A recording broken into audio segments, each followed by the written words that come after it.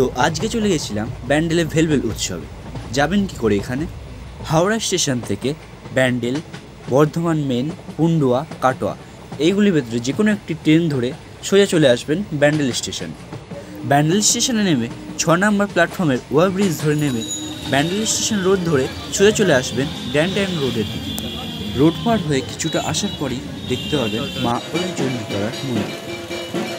উৎসবের দিন ভক্তরা ব্যান্ডেলে ওলাইচণ্ডী মায়ের মন্দিরের সামনে সকালে জমায়েত শুরু করেন। ভেল উৎসব মূলত শ্রীলঙ্কার প্রচলিত, তবে দক্ষিণ ভারতে তামিলনাড়ুতেও বিশেষভাবে দর্শনীয়। তামিল জনগোষ্ঠীরা অনেকেই হুগলি জেলার ব্যান্ডেলে রয়েছেন।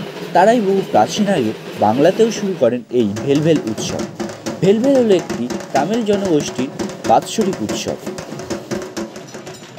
হিন্দু পুরাণ মতে হিন্দু দেবতাদের ভিতরে কার্তিকেয়কে যুদ্ধের দেবতা হিসেবে গণ্য করা হয়।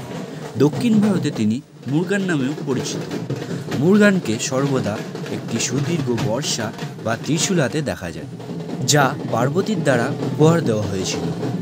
মানতকারীরা প্রত্যেকে শ্রী শ্রী মা ওলাইচণ্ডীতলার মন্দিরের প্রাঙ্গণে পবিত্র পুকুরের জলে স্নান করে পুজো দিয়ে শোভাযাত্রায় বের হয় এবং এলাকা পরিক্রমণ করেন, যা শেষ করেন ব্যান্ডেল স্টেশন সংলগ্ন ভেলভেল মন্দিরে। প্রাচীনকালে ভেল তামিলদের রাজাদের যুদ্ধে ব্যবহৃত অস্ত্র, বর্ষা কিংবা ত্রিশূলকে বলা হতো। হুগলি জেলার ইতিহাসে এই মেলা শতাব্দী প্রাচীন। ঐতিহ্য আর সংস্কৃতি মেনে প্রতি বছর চৈত্র সংক্রান্তির আগে এপ্রিল মাসের প্রথম সপ্তাহে এই অভিনব ভেলভেল উৎসব পালন করে থাকে। ভিডিও আজ এইটুকুনি।